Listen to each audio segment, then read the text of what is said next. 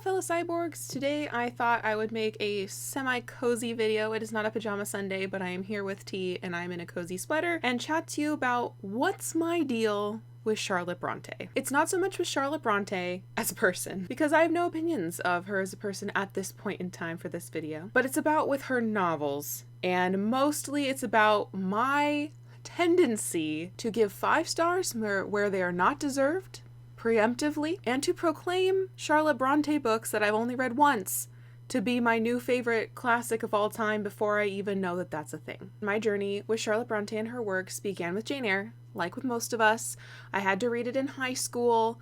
I read almost all of it, which is saying a lot because I was the person who used Spark Notes during high school as often as possible. If there wasn't a vampire in the book, I didn't want anything to do with it, and I was enraged that you were making me read it. So I read almost everything. I skipped the part about the rivers, somehow managed to still pass the class, and then I think it was the year after high school, for some weird reason, I decided to pick it back up again and read it for fun. And I believe that was the first book that I had to read for school that I picked up again for fun. This is a really hot cup. Oh my gosh. It could have been Pride and Prejudice.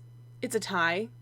Pride and Prejudice and Jane Eyre I picked up to read for fun like a year after high school. I reread Jane Eyre and I fell in love with it, as you do, especially at that impressionable Jane Eyre age. I think I was probably her age when I read it the first time for pleasure. And that has been my favorite book of all time until I read East of Eden for the first time. And right now I identify East of Eden as my favorite book of all time, and then Jane Eyre is my favorite classic of all time and my second favorite book of all time. But I think for a long time, after I started getting more into BookTube and after I no longer wanted to marry Mr. Rochester, but I would still read about him. You know how you change and you grow, you're not 18 anymore. I felt that telling people that Jane Eyre was my second favorite book of all time or my favorite classic said things about me that I didn't want to represent me anymore. So I was then on the hunt to find my favorites, my actual favorite books, and I was determined that something was going to be my favorite more than Jane Eyre. And so turning to another work by Charlotte Brontë was naturally a great place to go to start looking. I had heard many people, most importantly Katie from Books and Things, talk about Villette and how Villette is a more mature Jane Eyre. It changes things about Jane Eyre that a lot of people have issues with. It tackles depression, and this sounded like just a dream in the making. It's like Jane Eyre, but better, more grown up, and also more miserable. And I love books that are depressive, or depressing, both. So this seemed like a match made in heaven. And then the first time I read it, it was such a slog, but I was convinced that this was going to be a love of my life book.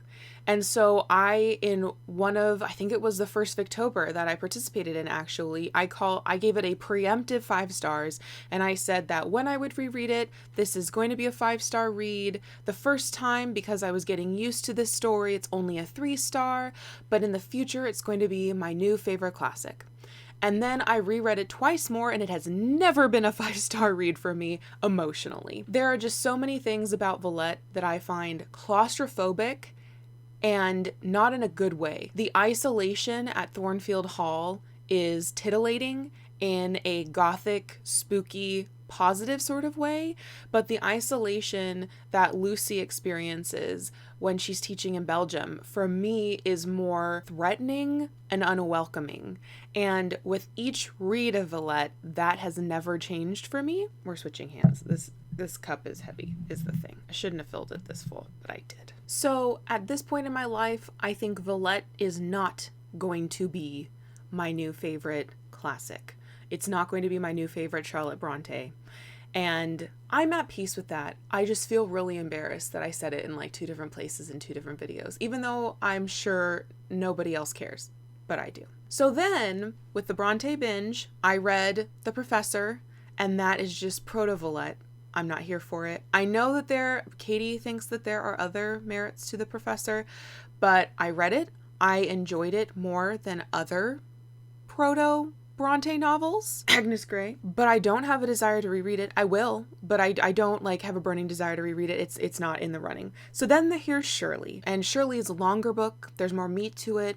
There's references to mermaids galore. There's some proto-feminism happening in there. Shirley with this like genderqueer character. So I finished Shirley, and because it was not a slog like Villette, and because it had so many of these things that I really enjoyed, I gave it 5 stars, and I believe I truly did love it when I read it the first time. And I said that when I reread it, I think this will be my new favorite classic. So I didn't dig myself in a hole as much. I think it was 2 years ago in 2020 for Victober, because everybody was reading Shirley at that time. And I went to reread it, and I couldn't finish it. I'm talking a little bit more about why that Victober was really unsuccessful for me in another video. I didn't finish Shirley, and I still haven't finished rereading Shirley. I feel like I've read the beginning of Shirley at least 2 times. I think I was reading it physically and I tried again through audio. So I've read the beginning of Shirley like 3 times, but I've only read the good parts once. At this point now, I've psyched myself so much about Shirley that I don't, like, now I feel like I've cursed it and I should just not read it, and now I'm scared to reread it. So yes, what is my favorite classic? It's still Jane Eyre, guys.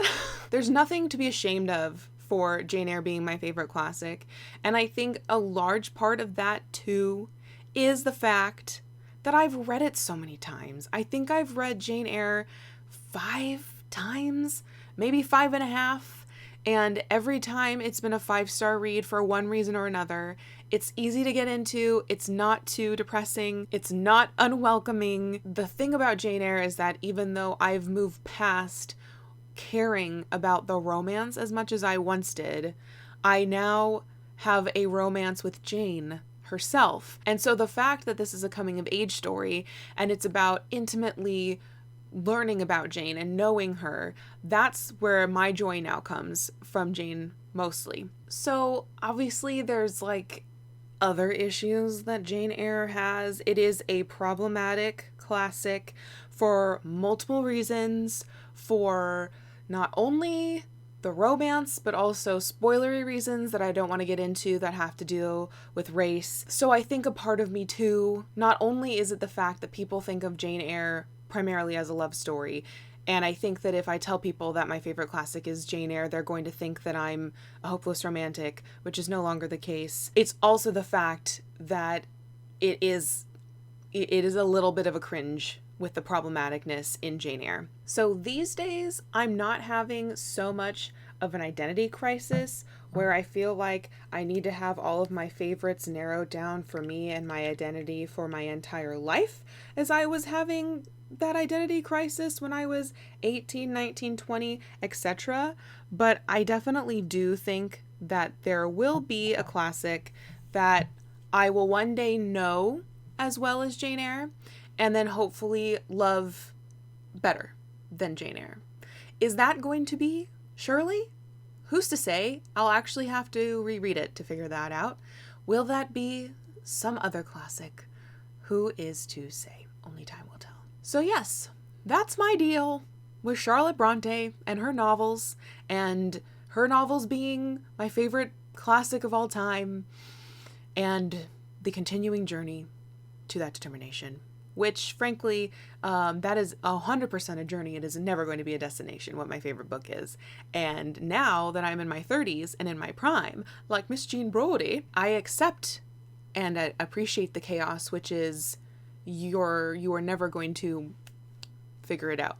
Or at least I don't think I will. Some people will. Some people have. But I don't think that'll be me. I think I will just keep on changing.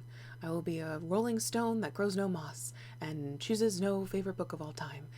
Just favorite book of the era of Amanda. So let me know in the comments down below, have you had similar identity crises with what's my favorite book and what does that say about me?